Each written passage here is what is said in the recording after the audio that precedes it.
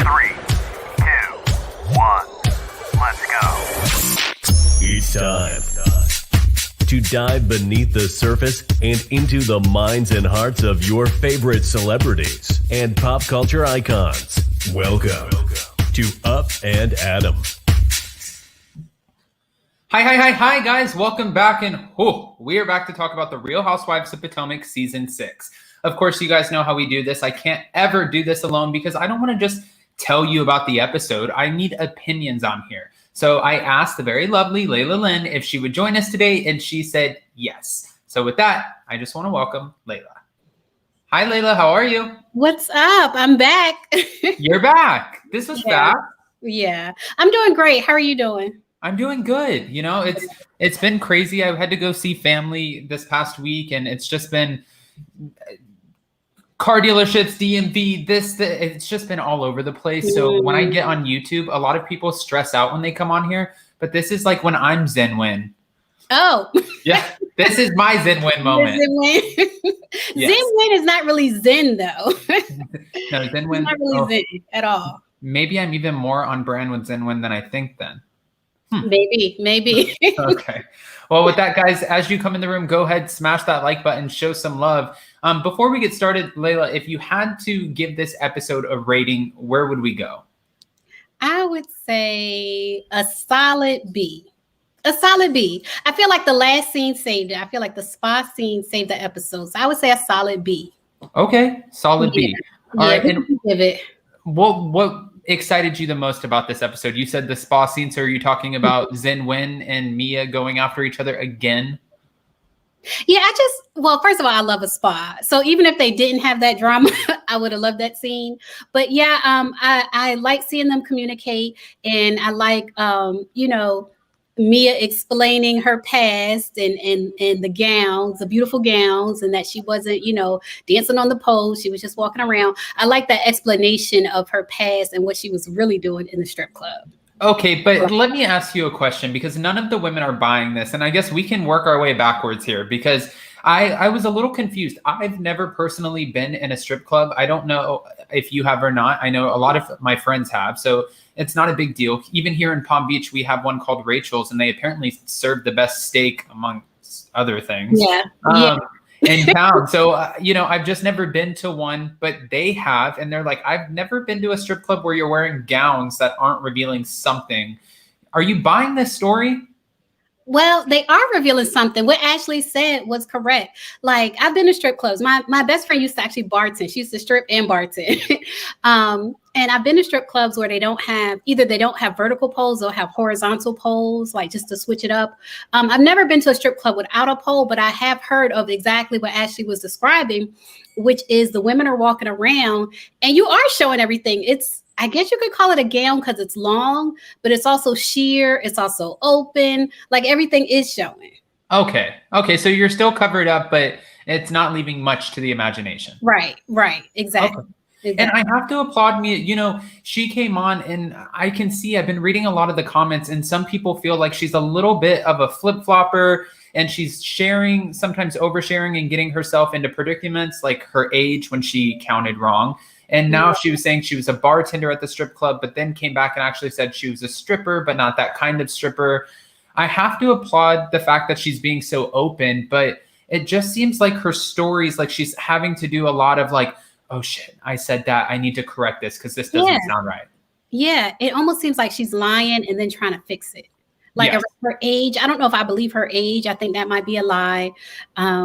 So yeah, I definitely get what you're saying. She has a lot of explaining that she's trying to do because of the way she's presenting things. And it's not coming off clearly if she's being honest or not. Right. And, for her, I have to say this too. This isn't a diss on Mia Thornton at all. I have a 10-year age gap with my fiance, Jason, and I'm 28. He's 38. And she's claiming that she's 36. Now, I'm not trying to pick the worst photo. It was just the photo that I grabbed. But do you think Mia Thornton, and this is not age shaming, I'm just curious, are you buying the story that she's 36? She could be. She's lived a hard life. She has said that, Right. So she could be, it's like, I'm not buying it, but at the same time, I also don't want to age shame or say that she looks older. I don't want to do that either. Right. So I'll just leave that where it's at. Okay, She said okay.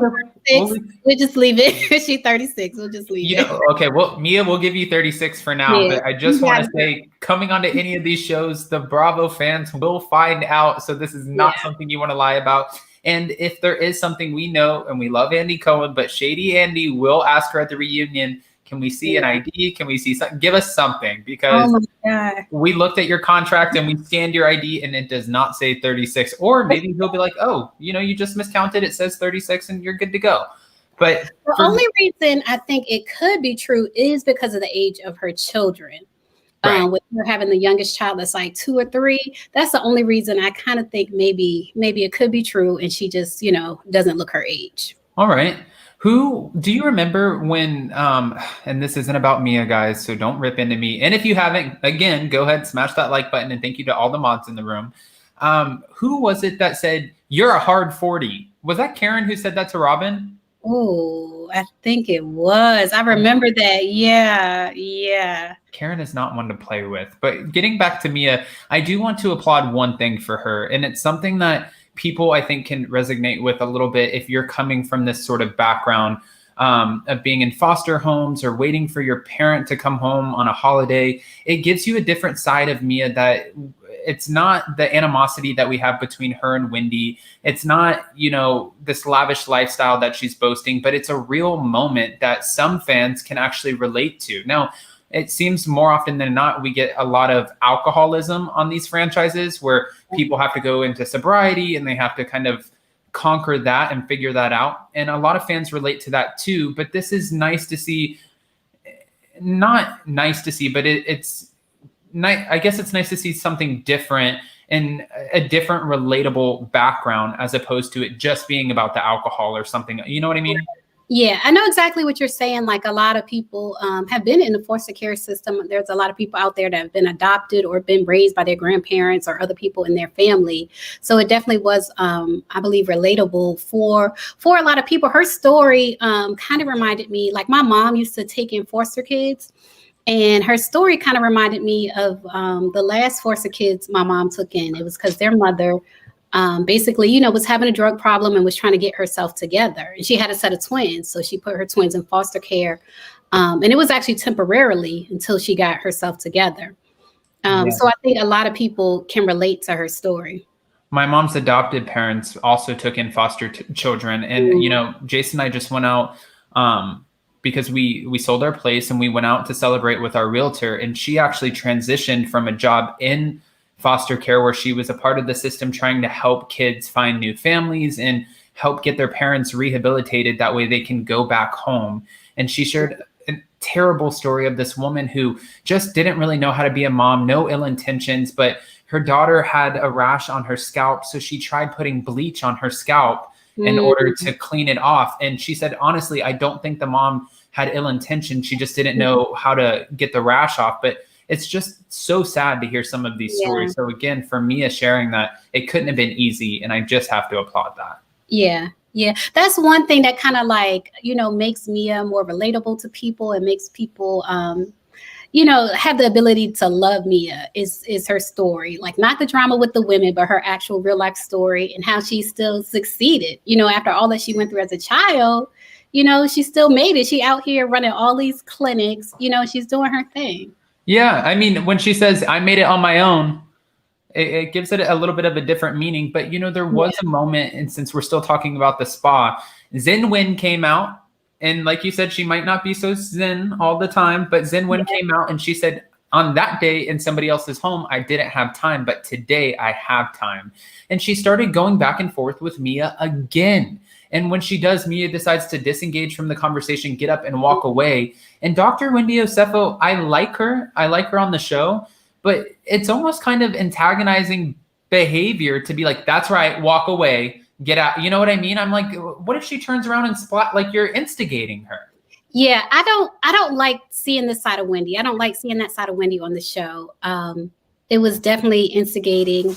And I don't like it, and I feel like something is missing. Like they're not showing us, why is Wendy talking to her like this? Like, what is the background? Like, why is Wendy intimidated by her? You know what I mean? Because it's starting to come off that way. Well, and it kind of makes me think about a different point of time. A few seasons ago, back on Real Housewives of Orange County, Tamra Judge sort of came off like this aggressive villain because she was so unhappy in her marriage to Simon. And then when they brought on Kelly Dodd had outbursts every single scene. And Tamra Judge was trying to tell the woman, no, listen, this woman has something going on at home. This is why she's acting this way. And Mia said, don't come for me if you are not happy in your home or whatever. She shouldn't have said that. But now, of course, we know the cheating rumors of Eddie allegedly cheating on Dr. Wendy Osefo. Okay. They're going to surface. Could that potentially be a reason that there is this animosity? Maybe there is something going on behind the scenes that we don't know. Yeah, but what does Mia have to do? Even if Eddie did cheat, what does Mia have to do with that? Like, it wasn't her, you know what I mean? So if Wendy is taking it out on Mia, that's not right. Right. That's the wrong target. I still feel like I stand by my theory that, Wendy is a sorority girl and she's trying to haze Mia. I still stand by that. That's what I really think it is. Like, you can't I think Wendy is, trying to show Mia, like, you can't just come into this group, all willy-nilly and not get some type of pushback, especially when you say things, like about your age that seem to be untrue. When you say things that are questionable, you know what I mean? Like, you're definitely going to get pushback. So I definitely think it's Wendy being that sorority girl. Okay. Just makes it better. Okay. Karen, thank you so much for the super sticker. We love your name. Very on brand for this video. I just wanted to bring that up really quick. And no, I do want to kind of go back and address this because you said like a sorority girl and you're not going to come in without being hazed. Looking back on Dr. Wendy Osefo's first season, I don't necessarily feel like the women hazed her. Do you? Only because her and Giselle are in the same sorority. I feel like Giselle is in charge of the girls, right? And so she really is the puppet master. Yeah, she is. And so Giselle, in my opinion, didn't haze Wendy because that's her soror. Like, they're from the same sorority. And so I feel like Wendy, she kind of like skated in. That's my opinion. That is because of that. Okay. Well, ordinarily, like if she wasn't in Giselle's sorority, I think she would have got hazed. Oh, okay. It's interesting because Mia Thornton did say in an interview, she was like, my first couple of weeks of filming, I didn't really know what I got myself into. I actually came home one day and I was pacing and I was like, what the hell did I sign up for? And finally, I kind of picked it up, put myself together, put on my best, red bottoms. And I was like, all right, this is what we're doing. Yes, I know that's right. Yeah, exactly. Sometimes I try to do that, but I replace the red bottoms with Crocs, But, Okay. for Mia, you can tell where it almost seems like she's getting picked and prodded at a little bit. And sure, with her stories that kind of contradict themselves sometimes, it makes sense why this is happening. But you see where, I can see at least, where she's sort of getting pushed to a limit where now we know she's going to react. She has... we've already seen the super trailer where she's throwing a handful of lettuce in Candace's face. Like, we see this is coming. Mm-hmm. I feel like this would be a hard situation to be in. Yeah. I imagine it would be, joining the show, just out the blue, being the new girl on that type of show and trying to fit into the social circle. And you see her trying to get both sides. Like, you see her trying to be a friend to Giselle, then you see her trying to be a friend to Karen. So you can see she's kind of like, trying to find her place. And I can imagine that it is difficult. Right. But I think it would be easier if she was a little more honest. I feel like there is some dishonesty going on and the girls are catching it. So I feel like if she was a little bit more honest and straightforward, it would be easier for her. Yeah, you can't come on the show and project yourself as this perfect person who has this perfect life. There are loopholes or little holes in everybody's life where something isn't always the best and it could be worked on. It's part of the reason we love seeing these women, because we love seeing the lavish lifestyles, but also seeing what's going on in the home and how they fix it. It's part of the show and how it works. But, getting back to Giselle for a second, Dr. Wendy Osefo, I think, was really taken aback with the fact that she was defending Giselle, and not only defending Giselle when she wasn't there, but she felt like, I'm being loyal to you Now, Giselle and Robin, of course, we know Robin will always do what Giselle does, but now they're kind of flipping on Wendy, saying, you know, like, you need to be nicer to Mia. You can't treat her like that. You need to fix this. And Wendy's like, wait a minute, what the hell are you talking about? I'm doing this because of you. I don't have a problem with her. You know, with Wendy, I feel like she's not doing it because of Giselle. That might be her excuse, but Right. I feel like it's personal with Wendy. I don't think she's defending Giselle at all.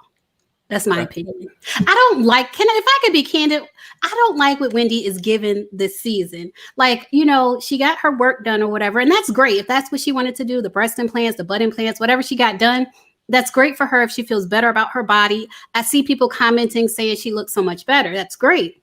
But as far as her attitude and this fake Zen win and talking down to people, I really don't like it. And I feel like she's being phony. Like how she was like, you know, last season, she said she knew Karen wanted her to come to her for mentorship. She knew that. Like she could sense that's what Karen wanted.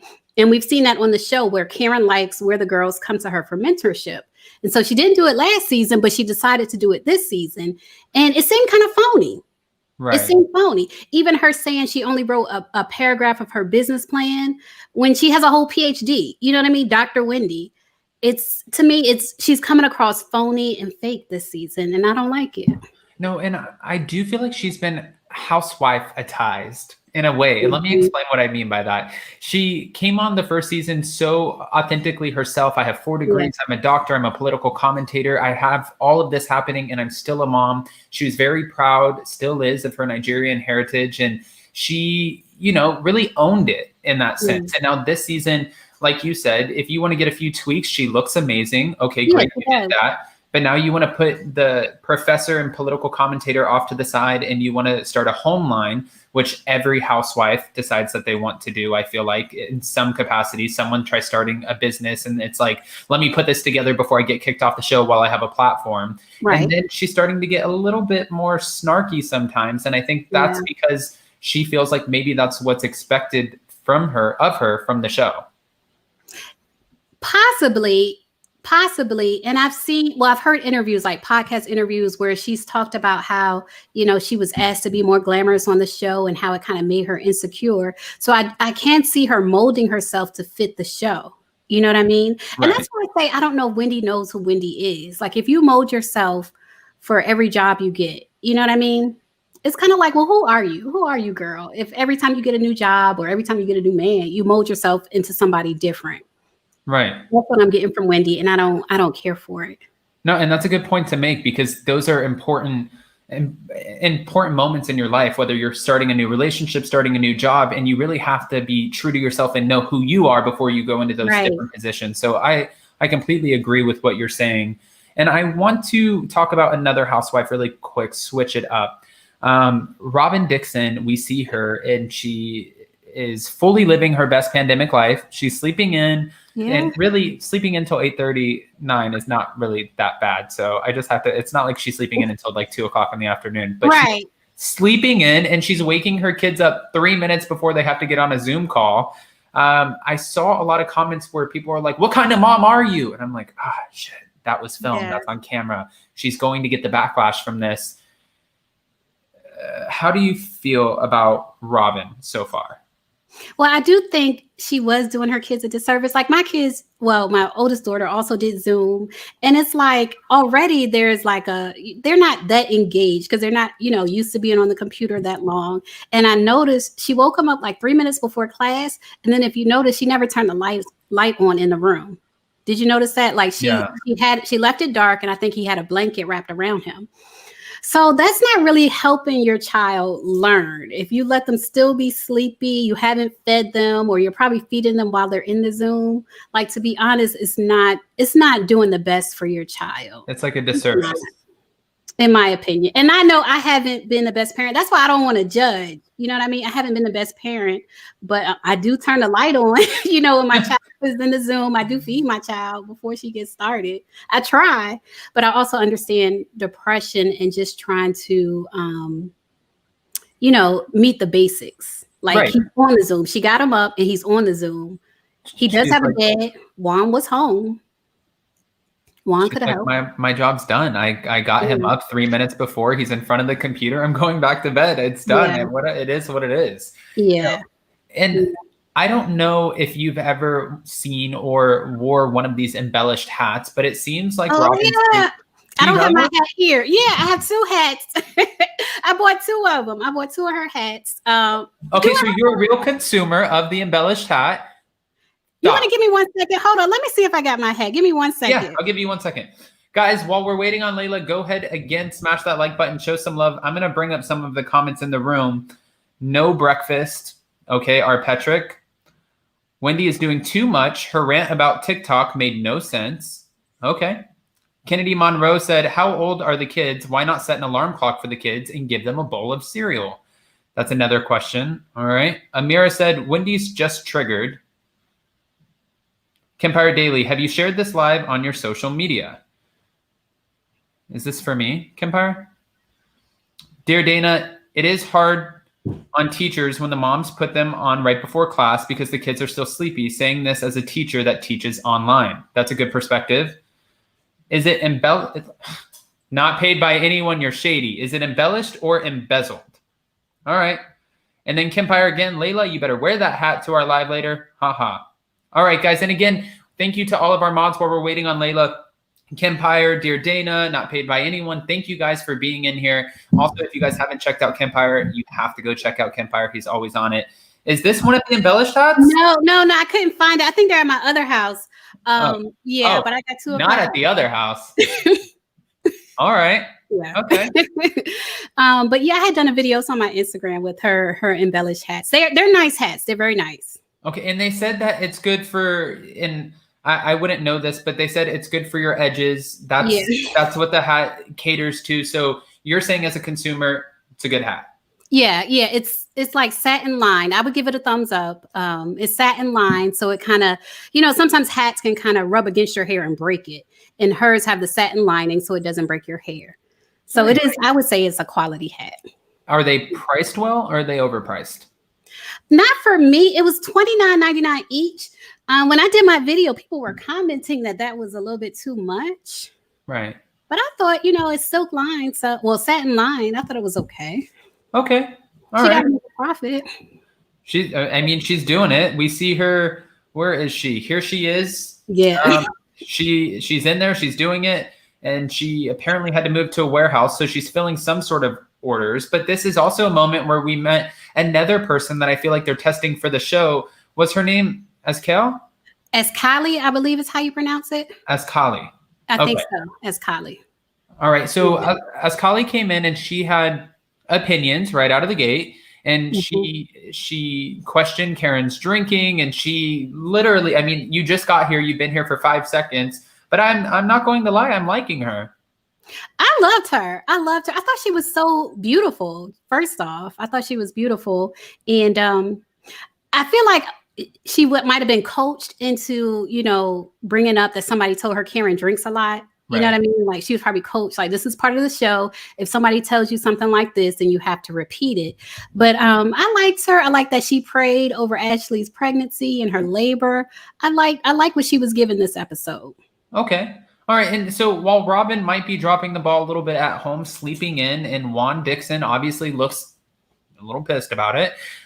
She is still, her business is thriving. So she's doing good in that department. And she said that she's even branched off to a few different clothing items. And okay, so we'll have to see. And we're wishing her all the success. But now this was a moment where, again, back to Zen Wen, she came in and she checked out the warehouse. But Robin was talking to her about, why are you trying to shut me down in the conversation when Giselle and Karen are going back and forth? What's the purpose of that?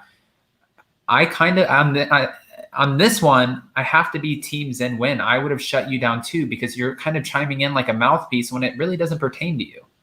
Yeah, I think Robin is so used to doing that. I need a friend like Robin. Like she's so used to having Giselle's back, like no matter what's going on. You know what I mean? So I can agree with Wendy, Zen Wen. I can agree with her in that case too. You know what I mean? No need for the gang up. Listen, you can have a friend like Robin if you get her a big contract on a show where she's making a lot of money and she owes you for life. So right. That's when you get her out, when you get your friend out of the townhouse, you will have a friend like Robin. That's your ride or die friend right there. Right. She's there But for you. sometimes you do stuff for people and they still are not loyal to you. So I can say that's the one thing I do appreciate about Robin. She appreciates what Giselle has done for her life, and she's loyal to Giselle. You know, I've always said, and I've taken a different approach on YouTube, but I've been burned so many times in my past. I had a friend, just real quick, doesn't pertain to the show or anything, but when I was 20 years old, I moved out my best friend from Florida to Los Angeles, helped pay for everything. I shared my room with her until we could get, both of us on our feet, where she was working, I was working, and we could get an apartment together and get out of the room. And within 3 months, she flipped on me. She found out that I was gay and dating Jason, which she didn't know any of this about my life. And instead of having a conversation with me, she went on and blasted all over Facebook and tagged my family in it. Adam's a F word and this and it was terrible. And I was like, you know what? Never again, unless it's my family or somebody like I really love, or it's like, coming on here and collaborating with some of our favorite content creators. That's different. But putting my neck out like that, it really has to be somebody special. Yeah. You learn the hard way. Yeah. That's happened to me too. Like betrayal. That's what I would call that, betrayal. Yeah. Yeah. I should get it stamped on her forehead. Yeah. Okay. All right. So now let's kind of coast over really quick to Ashley Darby. Ashley Darby ends up meeting up with Giselle, and they have a little piece of cake and a salad. Okay, whatever, they're talking. But this is when Ashley Darby ends up letting Giselle know, hey, you didn't make it to Karen's love lunch, but Mia changed her opinion about you. Giselle's like, about me? What do you mean? And she said, well, she said that maybe you're not as authentic pretty much as she thought you were in the first place. You're not as genuine. This is one of those moments where we know, okay, shady producers, you gave Ashley a task and she came and she completed the task. She's on it. Ashley is on the job, stirring up stuff, just stirring it up. I have to, I'm in the business of asking you a lot of questions today. So I have to ask you this. I don't know if you saw this, and I made a video that I'll be uploading right after this, but a rumor just came out, and it was by Dumois, I believe that's how you pronounce them, that Michael Darby was caught out at a club again with another woman. And Giselle said this at the lunch, like, are you excited for the baby? I'm just worried about Michael. And then Ashley kind of like rolls her eyes like, of course you're going to say that, because Michael's given us enough for her to be able to say that. But I don't know. Does this necessarily look like the face of a man who would cheat on his wife again? You're shady, Lailah. No, you were the just kidding. I'm kidding. That was me. You were the one picking these pictures with the tongue out and everything. Oh my God. I've always felt that Ashley and Michael had an open relationship. And I've always felt that Michael just kind of took it too far. Like when people have an open relationship, there is open communication. And I feel like Michael was doing things and not being open with Ashley. And if he had been open with her, she might have been okay with it. Right. The picture, I hope Michael is not up to his cheating ways again. But the picture, he's just talking. It's not like a smoking gun. You know what I mean? It's not a smoking gun, but also you have to think about it. If that person sent in that picture and they were there, that means they probably caught a vibe of this is more than just a conversation. You know what I mean? Right. Some people say once a cheater, always a cheater. I am so split on the fence with that statement. But for this man, for Michael Darby, it's not like, oh, I cheated on my wife one time. It's like you keep getting caught in these predicaments. When are you going to learn? I don't necessarily understand. You have a beautiful wife. You have other children. You have 2 beautiful babies at home. Like, at what point could this be a sex addiction? Could it be like, what is this? Why can't you? I thought about that too. It could be a sex addiction. That's a very real thing. Yeah. And I could see that being the case with Michael. Because like you said, he does have everything. He has a beautiful wife. He has these, new baby boys, and he's still, out there like that. So it could be an addiction. It could be an addiction. I have somebody in my family who suffers from that. So again, like It's a very real thing. Yeah, they were diagnosed. I didn't even know you could be diagnosed with something like that. But they were diagnosed with having this addiction. Wow. Like, this makes me look at you so differently. But okay. I know that's what I'm thinking. A family member, like, oh my God. And Thanks for sharing. All right. No, but for Ashley Darby, you know, we know that she didn't get her post-baby nup. And that wasn't something that, you know, they ended up signing. She did sign the prenup again to extend it. But it just makes me kind of worry for Ashley. While she's not taking the normal route of a housewife where I'm going to start a candle line or, oh, I have this great vodka that I'm going to be launching. She's not doing that. It's like financially, I know Ashley doesn't need a man. Let's just be clear. If she was out on her own, she would make it work. And I know that if she wanted she's to, a hustler.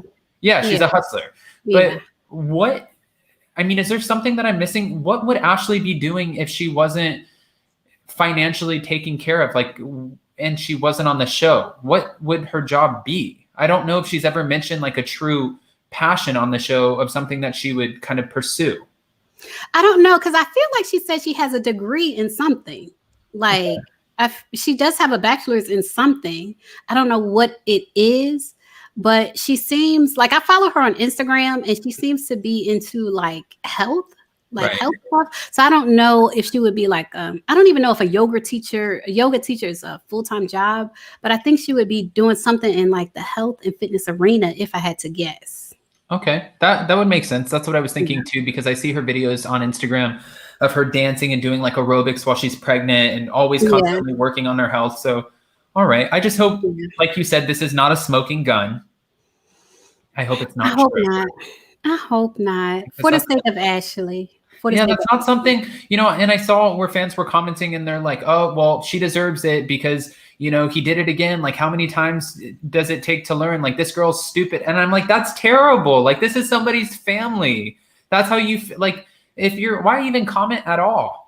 You know, Ashley has the lowest expectations. Like, she comes across, you know, she was a beauty pageant winner and all of that. But then when you hear her talk and she's like excited that her husband answered the phone on the first ring, it's like she has the lowest expectations. And I think that's why she's able to accept him cheating on her. It's because she probably doesn't expect monogamy. You know what I mean? Like she said, this is the first time seeing a father, like seeing Michael, you know, parent the children that they have together. That's the first time of her witnessing a father in action because of her own past. So it's kind of sad, but I can tell she has the lowest expectations. And you know, it almost makes me wonder sometimes, like the same thing we're seeing on Beverly Hills, like Erica Girardi, when she talks about the fact that her husband Tom was cheating on her, and they're like, "Why didn't you leave?" She's like, "And go where?" It kind of makes you wonder sometimes, like when you're in such a financially secure situation, if it makes it definitely makes it harder. But if it makes you feel stuck, you know. Yeah, I can attest to that. Yeah, I've been in that position, that go where position, leave and go where. Yeah. And that's a real question. Leave and go where? Yeah. That's terrible. All right. Well, hopefully this isn't true. Like you said, no smoking gun. So we'll keep it moving. There was another conversation two more conversations that were had during this episode that I just want to talk about really quick. It seems like Karen made it into Casa Candace Diller Bassett. She made it over to the house and she was very wowed by it. It's a beautiful home.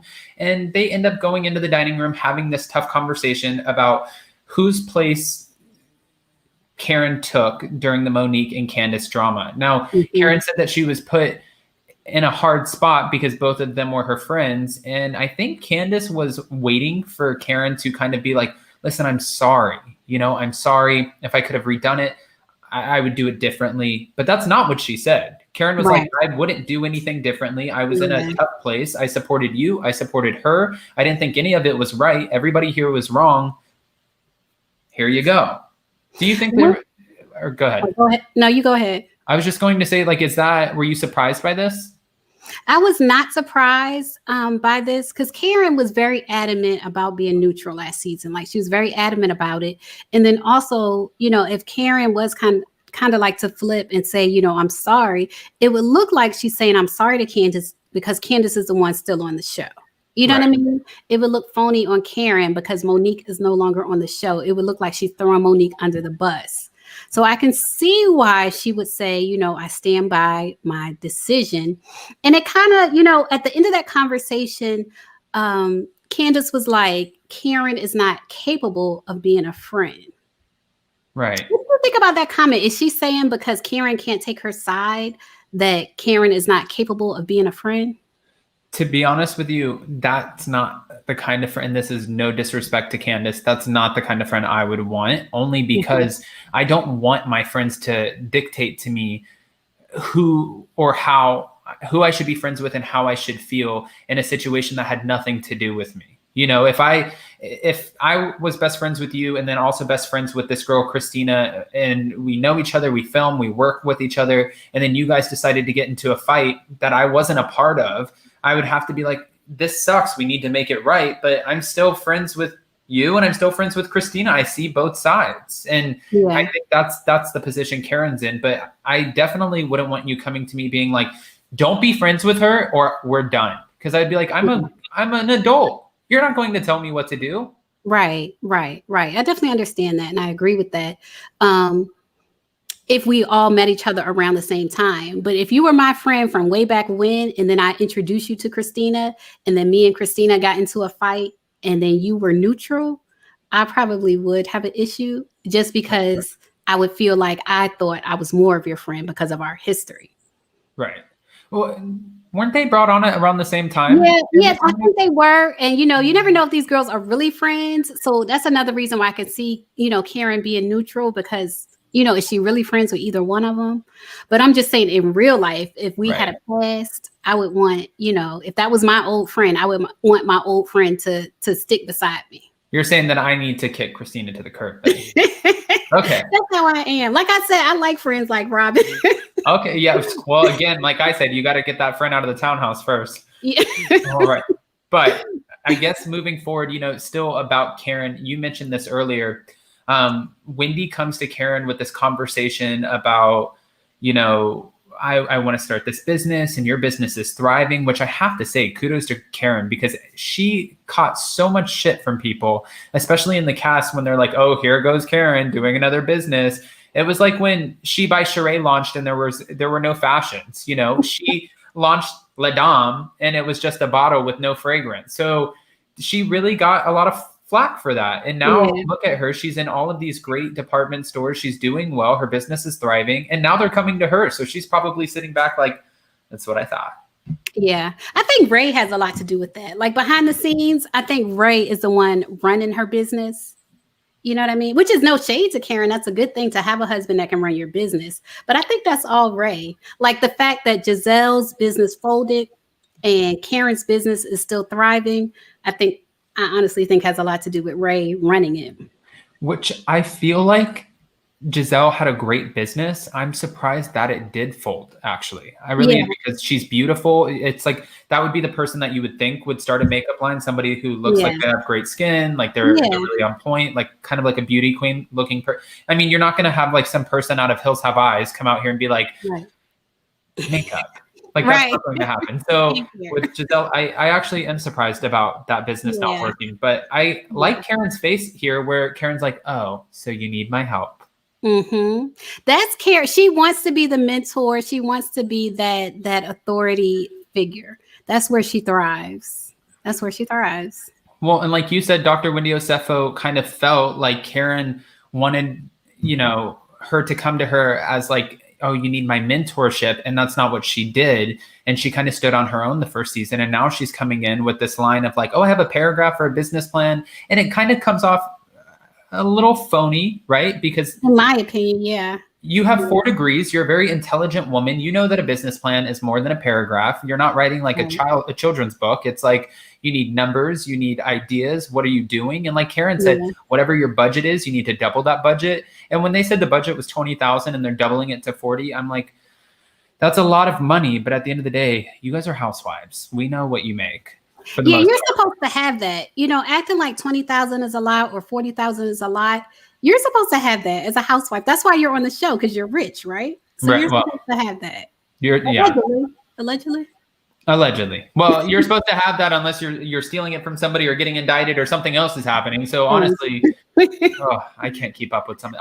At this point, I feel like the only person who really does have it anymore and legally and doing it the right way is probably Heather Dubrow. She's like the only one who's like really, Yeah. you're not going to find any skeletons in her closet. I firmly believe that. Yeah. Yeah. I can agree with that. Yeah.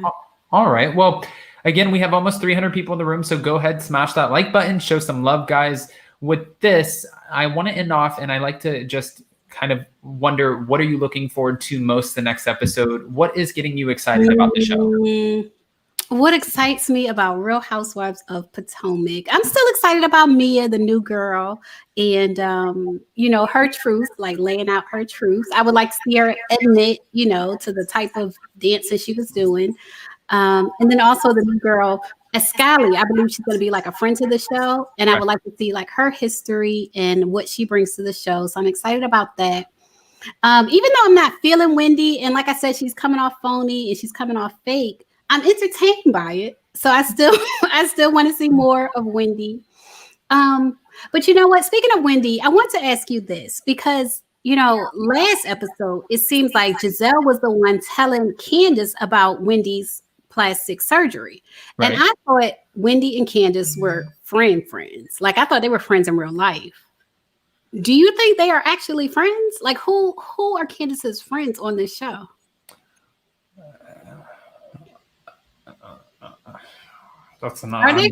I'm not the person to ask that question. No, I don't know, because we hear so many times where we see housewives do interviews after they're done filming and they're like, oh, I haven't seen her for like 4 months. Like once we pick up filming again, that's when we'll see each other. And then you see them, they get on boats together, they go on vacations and they're like, oh my God, I love you. You're my best friend. Filming wraps. They're like, bitch, bye. See you later. I'm not talking to you.